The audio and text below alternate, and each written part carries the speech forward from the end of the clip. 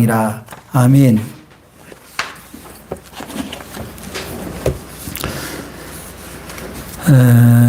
우리 이제 민족이 다른 데하고 좀 다르게 좀 크게 대명절로 지키는 것이 추석입니다. 근데 추석이 뭐 저희 어릴 때하고는 좀 다른 풍경인 것 같긴 해요. 특히 원래는 연휴가 길어서 아마 뭐 온 가족이 어디 여행을 가거나 하는 경우도 있겠지만 요즘은 가족 개념이 부모님을 출가한 자식이 부모님을 포함하는 개념은 아닌 것 같아요.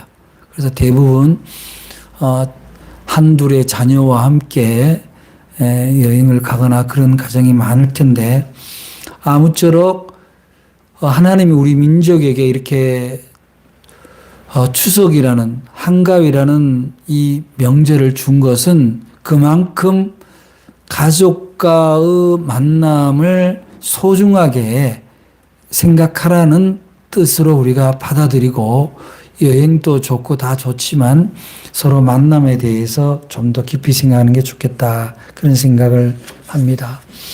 이왕에 만나면 서로 즐겁고 평화로워야 되는데 모처럼 만나서 서로 스트레스 받거나 부담이 되는 일이 종종 있을 수 있습니다. 뭐 요즘 좀 좋아졌다고는 하나 여전히 음식을 준비하고 그런 식구들을 대접하는 일들이 주로 여성들에게 많이 치우쳐져 있는 것이 아직까지 현실입니다. 그래서 그런 일들이 차례를 모시는 가정에서는 또 그러한 일들이 서로 간에 부담이 되고 있는 것도 사실이고요. 또 어떤 집은 이제 모처럼 형제들이 모이면 서로 격이 없이 대화도 하지만 때로는 이렇게 섭섭증이 일어나서 그 섭섭한 마음을 드러내다가 서로 오히려 마음을 상하고 돌아오는 경우도 종종 보게 됩니다. 그래서 우리 크리스천은 믿는 사람들이라고 해서 섭섭한 기억, 섭섭한 감정이 왜 없겠어요? 다 있을 수 있습니다. 그러나 성경에 어디에도 섭섭하면 섭섭하다라고 드러내라고 되어 있지는 않아요. 형제 간에 불화하거든 가서 화해하고 오라고 얘기를 하지 불화를 부추기는 어떤 언행도 우리가 믿는 성경에서는 건면하지 않고 있다는 사실을 우리가 조금 명심을 해야 되겠습니다. 그래서 오히려 좀 소원했고 그동안 자주 못 봤던 형제, 자매, 친지 간에가 오히려 친밀해지는 가족이라는 그런 서로의 사랑과 정체성을 확인하는 그런 명절이 되면 좋겠다 그런 생각을 합니다.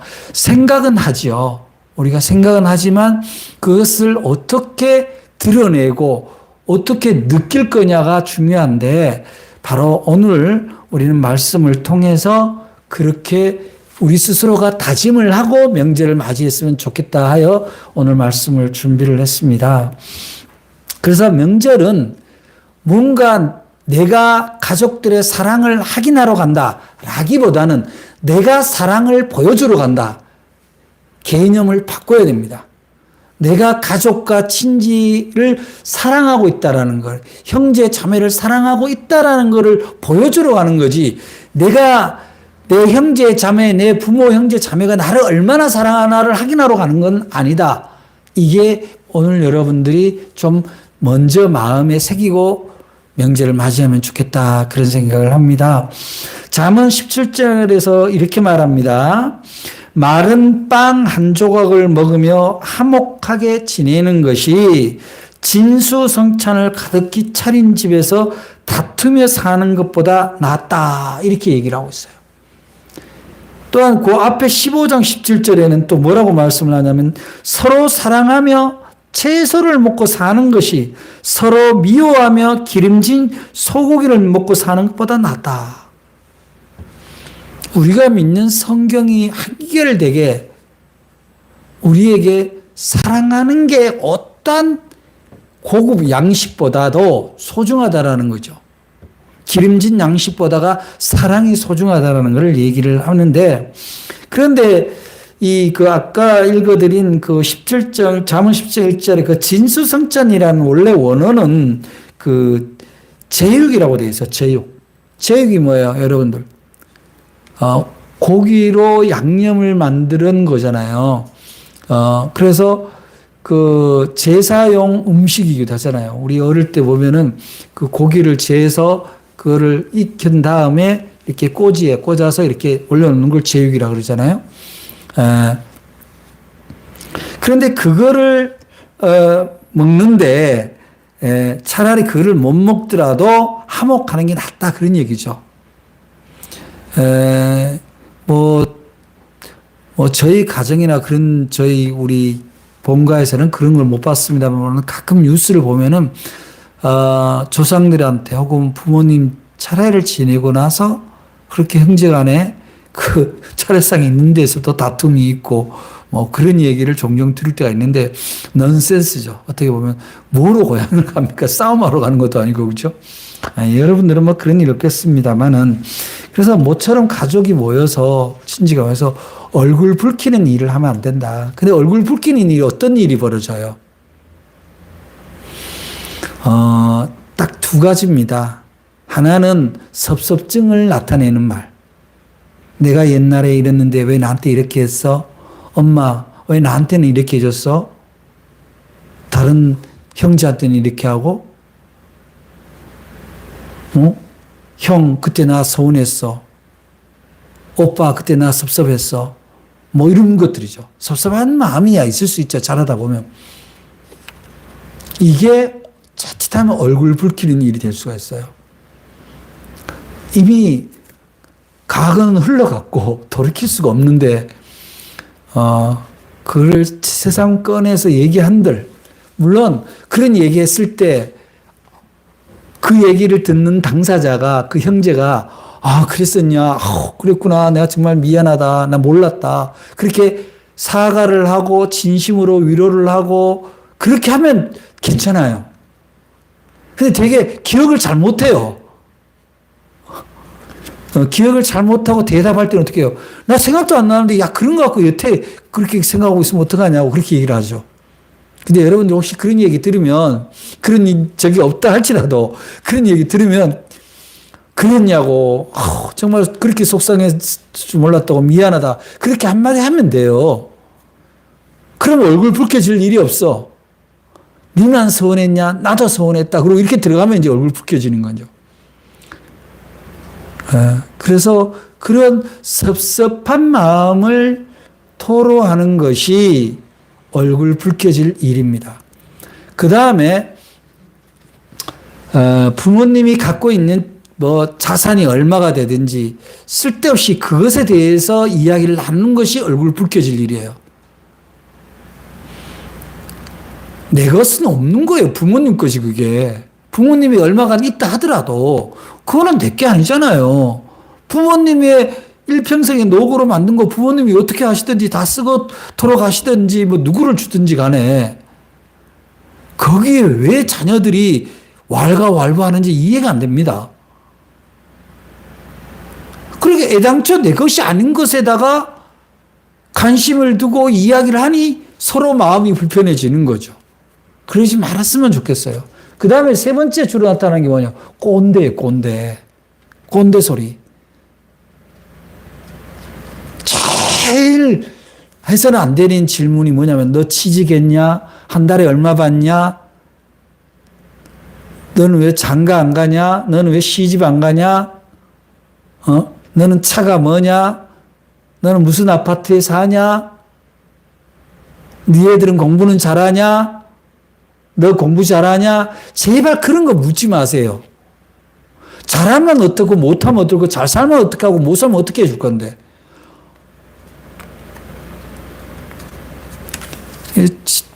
제가 언젠가 어느 목사님이 어떻게 모임을 하면 맨날 체육복을 입고 와요. 그래서 저분은 왜 맨날 저렇게 체육복을 입고 있지? 이렇게 회의를 해도 그렇고 그래서 왜 저렇게 입고 오지?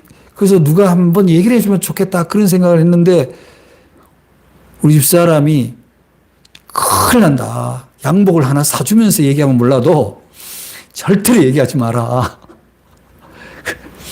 보기에 좀 왜 그러지 싶어도 절대로 얘기하면 안 된다. 그런 거예요. 아니, 네가 월급을 얼마 받냐? 왜 물어요? 네가 왜 장가를 안 가냐? 왜 물어요? 어디 이쁜 규수를 정해줄 거예요? 시집 가면은 뭘 사줄 거냐고.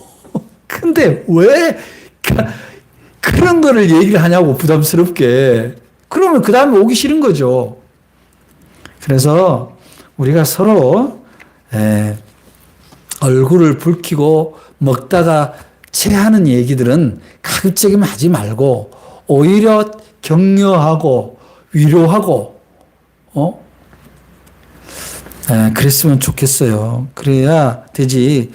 가족끼리 모여서 사랑하면서 서로 격려하면서 살기도 바쁜데 1년에 서너 차례 만나는데 그 서너 차례 만나는데 미주알 고주알 따지고 묻고 하기보다는 그저 격려하고 위로하고 안아주고 그게 우리가 사랑이다 이렇게 생각할 수 있는 거죠.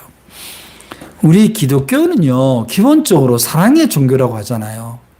기독교에서는요 모든 출발이 사랑이고 하나님이 어떻게 세상을 사랑하사 얼만큼 이토록 사랑하사 그래 하나님이 출발이 천지 창조의 출발이 사랑인 거예요. 우리를 만드신 것도 사랑인 거예요.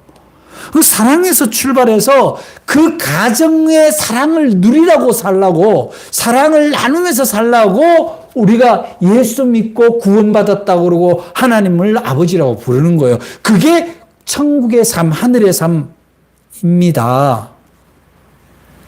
사랑에 대한 이해가 부족하면 자꾸 종교적인 행위, 종교적인 의식을 신앙이라고 오해해요. 종교적인 행위와 그 종교적인 의식은요, 결국 사랑으로 가는 가정의 훈련인 거지. 그 자체가 우리가 구원의 삶은 아닙니다. 그래서 사랑 없는 종교생활, 사랑 없는 예배, 사랑 없는 전도 다 헛된 거예요. 여러분들이 예수 믿고 구원받았다고 확신한다면 다른 사람들이 여러분에게서 십자가 목걸이를 발견하는 것이 아니라 예수 그리스도의 사랑이 발견될 때 그 사람이 구원받은 사람이고 그 사람이 곧 전도지가 되는 거예요. 여러분들이 올 추석에 반드시 여러분이 사랑의 전도자가 되시기를 주의 이름으로 간절히 부탁을 드립니다. 오늘 말씀 제목을 뭐라고 정했어요? 여러분 한번 읽어봅시다. 시작. 천사의 말을 할지라도 사랑이 없으면 뭐예요? 다 헛것인 거예요. 우리의 신앙도 헛것이고 우리가 믿는 교회도 헛것이에요. 사람들이 예수가 미워서 예수가 싫어서 교회를 안 오는 게 아니잖아요. 사랑이 없이 종교를 얘기하면 그 종교가 싫어지는 거예요. 사람이 언제 가장 행복합니까? 사랑받고 있다라는 느낌이 들 때, 사랑하고 있다라는 느낌이 들 때 사람은 행복한 거예요. 우리는 하나님이 우리를 이 세상에 보낸 거는 행복하라고 보내는 거지 어느 종교적인 배지가 되라고 보낸 게 아니다 이 말이죠. 그런데 예수 믿는 우리가 전혀 행복해 보이질 않아. 예수 믿는 우리가 전혀 사랑스러워 보이질 않아. 그러면요 안 되는 거예요. 그러면 사람들이 교회를 다녀도 소용이 없구나 이렇게 결론을 내리게 되는 거죠. 그래서 우리가 흔히 하는 말로 이런 얘기를 하잖아요. 사랑은요, 받아본 사람이 사랑을 하게 되는 거예요. 그래서 내가 사랑할 줄 모른다라는 거는 내가 사랑을 받아본 경험이 없다. 이거 굉장히 위험합니다. 내가 사람한테 사랑을 덜 받아볼 수는 있습니다.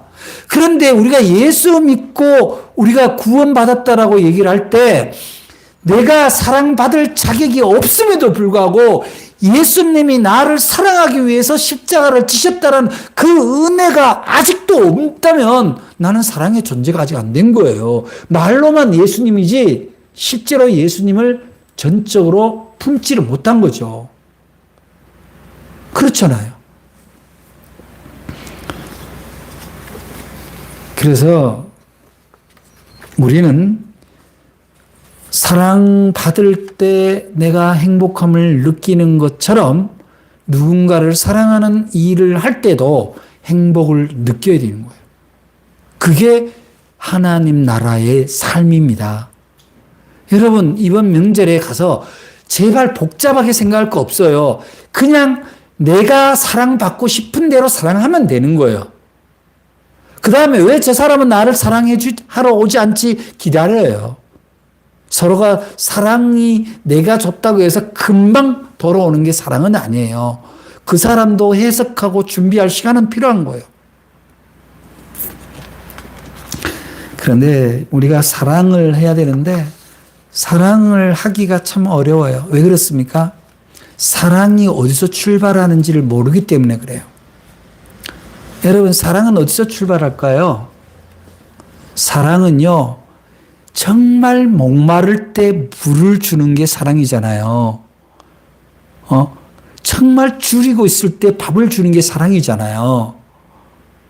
그런데 여러분들 영혼을, 여러분의 줄인 영혼, 메마른 영혼, 갈급한 영혼을 누가 적셔주고 위로하고 채워줍니까? 사람입니까?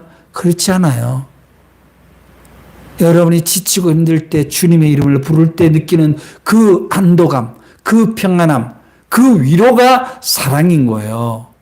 그래서 하나님을 모르면, 예수님을 모르면, 그 은혜를 모르면 사랑을 출발시키기가 어려워요. 도덕적으로, 책임감으로, 도의적으로는 가능할 수는 있어요. 얼마간은.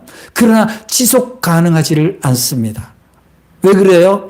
내가 한없이 부족한 죄인이고 내가 하나님의 은혜를 받을 수 없는 존재인데도 하나님이 나를 붙드시고 건지시고 지금도 나와 함께 계신다는 그 사랑이 내한테서 느껴지고 그것을 고백할 수 있을 때 내가 마치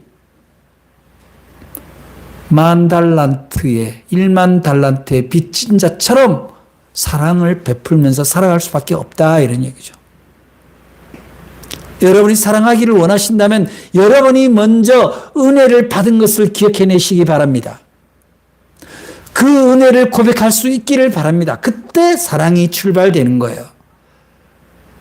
하나님은 여러분들에게서 고기를 먹기를 원하고 돈을 먹기를 원하시는 분이 아닙니다. 여러분의 들으신 예물은 다 어디에 쓰입니까? 다 하나님의 사랑이 나타나는 곳에 쓰입니다. 우리 교회도 마찬가지입니다. 아이들을 돌보고 선교지를 돕고 학생들을 선교하는 데 쓰임을 받는 거죠. 그런데 중요한 건 뭡니까? 여러분들이 그 사랑이, 하나님의 사랑이 느껴질 때 선선히 주님 앞에 드리시는 예물이 떠오르고 준비되는 것과 마찬가지입니다. 여러분이 이번 명절에 가족, 친지를 사랑하려면 그런 믿음과 은혜를 여러분들이 다시 되뇌일 수 있기를 바랍니다. 그래서 하나님의 사랑을 또 예수님이 나를 위해서 십자가 지시고 그 보혈로 나의 죄를 지금도 씻고 계신다는 그 사랑이 있다면 나는 얼마나 소중한 존재입니까? 나는 사람들한테 손가락 받으면 안 되는 거예요. 근데 예수 믿는다 그래놓고 사람들한테 손가락 받으면 그런 억울한 일이 어디 있어요. 그래서는 안 된다는 거죠. 그래서 사실은 하나님의 사랑이 깨달아지면요, 내가 얼마나 소중한 존재인지를 깨닫게 돼요. 내가 나를 함부로 할 수 없는 거예요. 내가 나를 싸구려로, 내가 나를 더러운 자로 만들 수가 없는 거예요. 그래서 누구를 보든지 내가 소중한 것처럼 내 옆에 있는 그가 누구든지 소중하게 느껴지는 거죠. 사랑의 대상이란 거를. 여러분, 우리 가족은요, 친지는요, 부모님은요, 사랑해야 될 대상이지 그분들이 나한테 의무적으로 뭘 해줘야 될 대상은 아닌 거예요. 왜 해줘야 됩니까? 인생은 각자 각자인데. 그리스도인들이 그리스도인이 되는 첫 번째 단초는 뭐냐면 사랑해야 될 대상이 자기 앞에 있는 것을 깨닫는 사람이에요. 왜냐? 내가 아무것도 사랑받을 수 없는 존재임에도 예수 그리스도의 사랑을 받았다라는 믿음이 있다면 모든 사람이 그런 소중한 대상자라는 거예요. 다 하나님의 사랑을 받아야 될 사람들이에요. 하나님 사람인 거예요. 교회 안 다닌다고 버린 사람은 아니다 이 말이죠. 다 사랑받을 자격이 있는 사람들이에요. 용서받을 자격이 있는 사람들이에요. 내가 뭐라고 그 사람들을 심판하고 정죄하고 평가합니까? 그럴 수가 없어요. 그저 우리는 뭘 합니까? 그 행위가 불의하든지 간에 그 영혼을 불쌍히 여기고 사랑할 준비를 해야 됩니다. 그래서 교정, 선교란 게 있는 거잖아요. 그래서 여러분들 예수 믿는다는 사람들은요, 사랑이 나타나지 않으면 다 거짓인 거예요. 오늘 말씀 사도 바울이 사랑에 대해서 굉장히 중요한 얘기한데 저는 요즘 우리 기독교인들 보면 이 13장 1절 말씀이 굉장히 떠올라요. 내가 사람의 방언과 천사의 말을 할지라도 사랑이 없으면 소리나는 구리와 울리는 꽹가리가 되고 이렇게 나오잖아요. 얼마나 시끄럽게 느껴지는지 몰라요. 사람들이 예수 믿는 사람들의 그 일방적인 전도 방식이 폭력적인 전도 방식이 말은 그럴듯한데 사랑이 느껴지지를 않아. 사랑하는 여러분, 여러분이 오늘 결단을 해야 되는 것은 나는 사랑의 존재다. 누구를 통해서? 예수 그리스도를 통해서 하나님의 사랑을 받은 귀한 존재라는 것을 여러분들이 깨닫고 믿고 그리고 내가 그렇게 소중한 사람이에요. 여러분 자신이 그렇게 소중한 사람들이에요. 누구한테 손가락질 받아서는 안 되는 거예요. 그런데 스스로 손가락질 받을 언행을 하고 있다면 사랑의 배신인 거죠. 하나님 사랑을 내가 스스로 배신하고 돌이킨 거예요. 그렇다면 우리가 사랑의 방법에는 어떤 게 있나요? 크게 두 가지입니다. 먼저는 공경하는 겁니다. 두 번째는 존중하는 거예요. 공경이라는 게 뭐예요? 공손이 섬긴다라는 뜻이거든요. 그러니까 공손이 섬긴다라는 얘기는 내가 저분을 섬길만 하니까 저 사람이 나한테 이만한 거를 베풀어 줬으니까 어떤 조건에 의해서 섬기는 건 섬기는 게 아니에요. 여러분, 백화점이나 어느 매장에 가면은 물건을 살지 안 살지 모르지만 거기 매장의 직원이 손님을 맞이할 때 공손하지 않으면 어떻게 돼요? 손님이 오든지 말든지 고르든지 말든지 그러면은 벌써 이미 살 마음이 반은 줄어드는 거예요. 우리 부모가 능력이 얼마나 되든지 간에 공부를 얼마나 했든지 간에 부모는 하나님이 정해준 그야말로 공경 대상 1호예요. 오죽하면 하나님이 모세를 통해서 준 인류의 모법인 계명에서도 첫 번째가 내 부모를 공경하라는 거잖아요. 내 부모를 공경하라. 그래야 네가 이 땅에서 장수한다라는 거예요.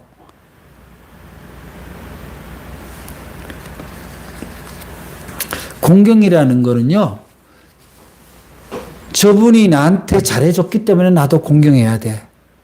그런 게 아니에요. 우리가 가족은요, 부모, 친지는요, 그래서 평가하는 게 아닙니다.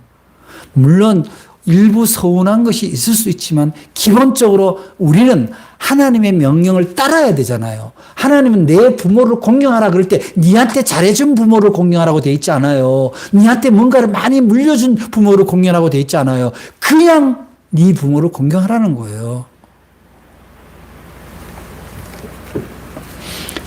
우리가 사무엘을 잘 알잖아요. 한나가 정말 아들을 얻기를 간절히 간구할 때 아들 죽이면 하면 하나님한테 바치겠다.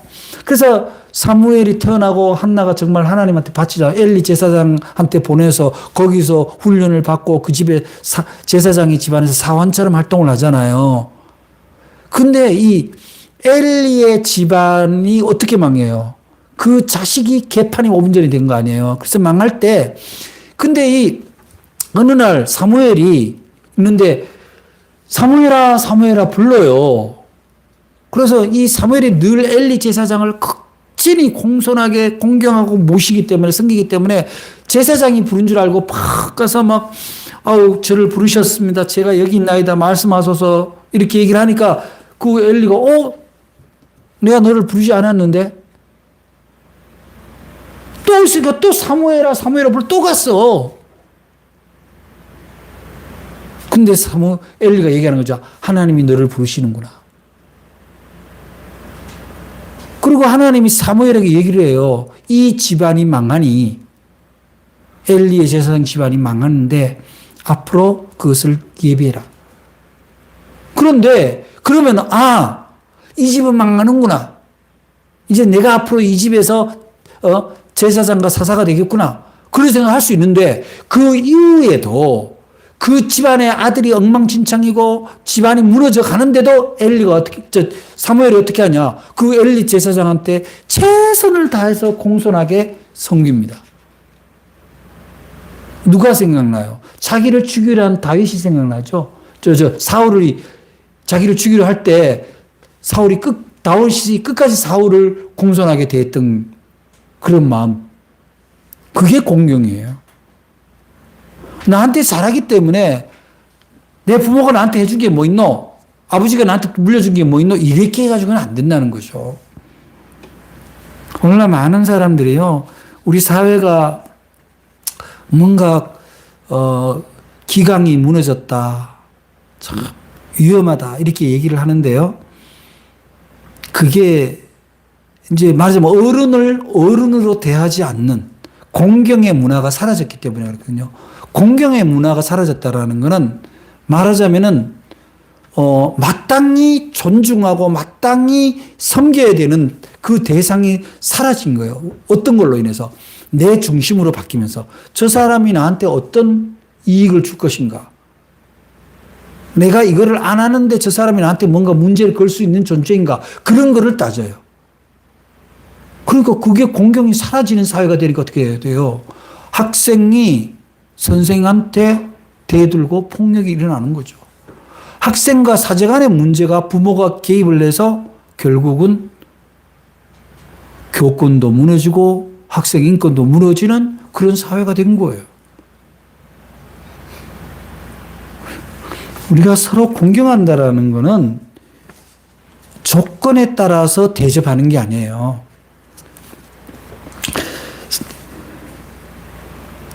잠언 23장 25절에 너 낳은 아비에게 청종하고 네 늙은 어미를 경히 여기지 마라. 가볍게 여기지 말라. 그렇게 말씀하고 또 하나 레위기에서는 너는 샘머리 그렇게 흰머리 앞에 일어서고 노인의 얼굴을 공경하며 이렇게 나옵니다. 공경하며 네 하나님을 경외하라. 나는 여호와니라. 이게 그냥 말씀이 아니라 여호와 이름으로 명령이 내려진 거예요. 이번 명절에 여러분들이 여러분의 집안의 부모님과 어른을 반드시 공경하시기를 바랍니다. 그래야 내 자녀들이 그걸 보고 배우는 거예요. 공경을 배워야 내가 공경을 받을 수가 있잖아요. 아버지가 할아버지 할머니한테 그냥 조심하지 않고 공경하지 않는 말투를 하면 그 자식이 뭘 배우겠어? 그래서 사실은 가장 훌륭한 부모 교육은 뭐냐면은 공경하는 부모를 둔 거예요. 그 공경은요, 제일 첫 번째 말로 나타납니다. 가족은 참 편안한 대상이긴 해요. 근데 우리가 편안하다는 것을 함부로로 바꿔서는 안 돼요. 엄마가 편하다고 해서 엄마 말을 함부로 타고 넘어서서 엄마를 무안하게 한다든지 아버지가 편안하다고 해서 아버지의 말을 함부로 주워 담아서 도로 뱉는다든지 이런 거는 불경한 거예요. 부모님의 어휘가 나보다가 짧더라도 부모님의 표현이 나보다 좀 못 미치더라도 존중해야 됩니다. 존경해야 된다는 거예요. 왜냐? 그분을 통해서 내가 세상에 왔거든요. 답답하죠. 노인이 되면은 했던 말 또 하고 또 옛날 방식으로 이야기하고 답답할 수 있습니다. 답답하다고 어떻게 부모님한테 답답하다는 얘기를 합니까? 우리들이 자랄 때, 막 말을 배울 때, 같은 말을 100번을 해도 엄마는 다 들어줬어요. 100번을 해도 부모님은 다 듣는다, 이 말이에요. 그런데 부모가 늙었다고 두세 번 말한다고, 아유, 그만하라고 좀, 그렇게 얘기하는 게 얼마나 이율배반적인 거예요. 엄마, 아버지가 내 똥기저귀를 수없이 갈아두고, 수없이 씻었을 텐데 지 부모 똥기저귀 가기 싫어서 요양원에 보내는 세태잖아요. 무슨 공경을 그렇게 합니까? 말로도 공경 못하면 어떻게 몸으로 공경하겠어요? 부모를 무시하는데, 부모를 공경하지 않는데, 자기 윗사람을 공경하지 않는데 어떻게 하나님이 그 인생에 복을 주겠어요? 복 못 줍니다. 공경은요, 복 받는 것에 있어서, 하나님께 복 받는 것에 있어서 가장 첫 번째 기준이에요. 기도를 많이 하면 복을 줄 수 있는데, 기도 많이 하고 공경 안 하면 닭강이에요. 혹시 여러분들이 인생에서 잘 안 풀리는 문제 있을 때, 내가 내 부모와 내 형제를 공경하지 않았나를 돌아보시기 바랍니다. 거기서 뭔가 찾아내시기 바랍니다. 내가 내 주변 사람들 중에 마땅히 공경해야 되는데 공경하지 않은 분이 있나 한번 생각해 보라는 거예요. 어떤 사람을 공경하고 어떻게 공경하느냐가 내 인생을 결정하는 거예요. 이순신을 공경하면 이순신 같은 장군이 될 수 있지만 이순신을 모르면 아무것도 아닌 거죠. 박지성 선수를 공경하면은 박지성 같은 선수가 될 수가 있지만 공경하지 않으면 안 되는 거죠. 여러분은 예수님은 한없이 사랑한다고 하면서 여러분의 가족과 여러분의 부모는 구별해서 사랑합니까? 그럴 수는 없는 거예요. 다 하나님이 보낸 거예요. 우리 사회가 공경심이 사라진 사회, 존경심이 사라진 사회, 이 사회가 바로 무너진 사회입니다. 권위주의를 없앤다고 권위마저 다 없애버린 거죠. 교사의 권위가 없어지고 부모의 권위가 없어지고 어른의 권위가 사라진 사회. 이게 무너진 사회입니다. 거기서 어떻게 하나님이 역사할 수 있겠어요? 못합니다. 하나님이 세운 천륜의 질서가 무너졌는데 거기 어떻게 하나님 나라가 되겠어요? 사랑하는 여러분, 이번에 여러분들이 먼저 공경하고 존중하는 사랑의 그리스도인들이 되기를 바랍니다. 존중이라는 것이 어떤 거냐면은 한 사회가 성숙하냐 안 하냐는 것은 상호 존중감을 얼마나 갖고 있느냐가 그 사회의 성숙도를 얘기해요. 상호 존중하지 않으니까 문제가 생기는 거예요. 부부도 서로 존중해야 그 자녀가 본받아서 건강한 가정이 되고, 직장 공동체에서도 사용자와 노동자가 서로 존중해야 또 직장 동료와 부하 상사 간에 서로 존중해야 진짜 애사심도 생기고 생산성도 향상되는 거예요. 서로 존중하지 않으면요, 무슨 애사심이 있겠어요? 애사심이 없는데 어떻게 업무 능력이 올라갑니까? 죽지 못해 일하는데. 서로 존중해야 됩니다. 최근에 이렇게 많이 논란이 되고 있는 교사 학생 간의 문제도 뭐예요? 부모가 교사를 존중하지를 않아요, 선생님을. 우리 어릴 때만 해도 군사일체 예를 얘기하지 않아도 선생님이 뭐라고 했다 했을 때는 다 선생님의 사랑이 있고 뜻이 있지. 일체 개입을 하지 않았던 시절이었어요. 지금은 뭐 자기 아이 조금만 혼나도 못 견딥니다. 아니, 교사가 학생을 혼내지 않으면 어떻게 교육을 합니까?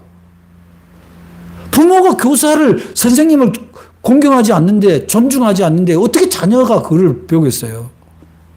정말 개탄스러운 사회입니다. 일방적인 주장만 하고 자기 생각만 하는 사회는요, 결국 성숙하지 못한 사회가 선진 사회가 아닙니다. 우리나라 정치를 보세요. 정말 개탄스럽잖아요. 상호 존중이라는 게 1도 없습니다. 어느 쪽에는 힘이 가지면 힘으로 밀어붙여요. 상대를 존중하잖아요. 대통령이 제1당 대표를 존중하지 않고 다수당은 또 소수당을 존중하지 않아요. 끝없는 평행선만 있습니다. 이런 가운데 국민만 필요한 거예요. 맨날 싸움하느라고 민생법원은 뒷전입니다. 나라가 어려우면 마음에 안 들어도 존중하고 만나고 대화해야 되는 거죠. 어떻게 만나면 내 생각만 얘기합니까? 여러분, 이번 명절에요. 제발 부탁한데 정치 얘기하지 마세요. 제일 미련한 게 명절에 정치 얘기하는 거예요. 두 번째, 돈 얘기하지 마세요. 내가 돈 없다고 얘기하는데 누가 보태줍니까? 내가 돈 많은 얘기도 하지 마세요. 나눠줄 거 아니면. 그저 좋은 추억 얘기하고 그저 즐거운 얘기만 하기에도 짧아요. 그 사람 얘기가 내 마음에 안 들어도 저 사람은 저렇게 생각하는 거라고 존중하세요. 여러분이 존중해서 손해볼 일은 없어요. 하나님이 만약에 가진 걸로 외모로 여러분을 판단했다면 우리 중에 하나님 사랑받을 사람 몇 명이나 있겠어요? 예수 신앙은요, 그리스도인은요, 사랑이 핵심이에요. 사랑이. 사랑 없으면 다른 건 다 헛된 거라고 오늘 말씀하잖아요.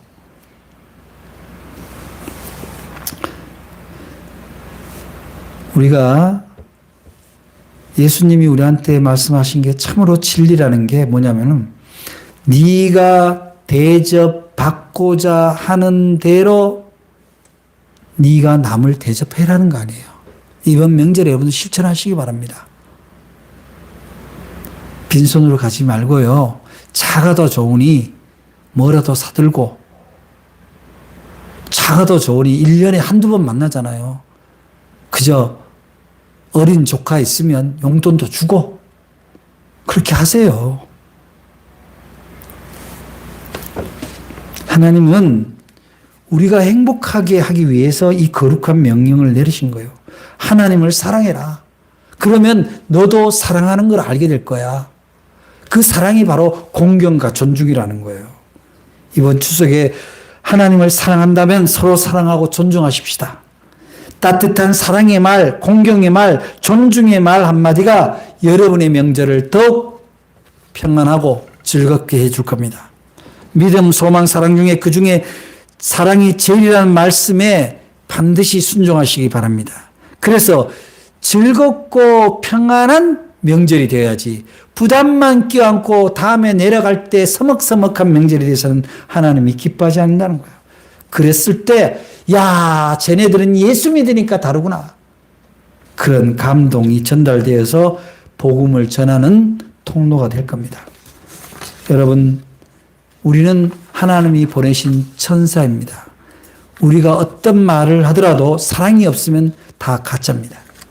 이번 추석 때 여러분이 진짜 예수쟁이란 것을 증명하시기 바랍니다. 기도하겠습니다. 사랑의 하나님, 저희